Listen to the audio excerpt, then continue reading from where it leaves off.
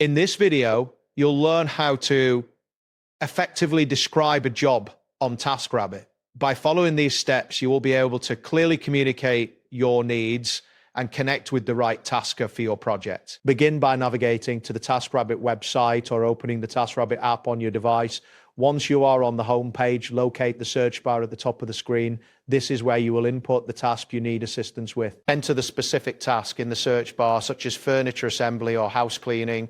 After you complete the entry, you will see a list of suggested services appear below the search bar.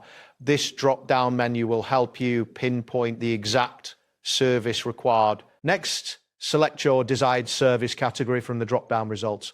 Clicking on the appropriate service will direct you to a new page where you can provide more details about your job.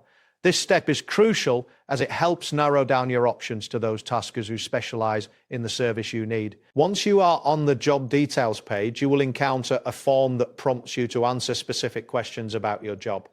The questions may vary depending on the service selected, such as the type of furniture you need assembled, the number of items involved, or the size of the area requiring cleaning. Provide clear and concise answers to ensure your tasker understands your requirements. After filling out the necessary details, you will see an optional box labeled "Anything else?"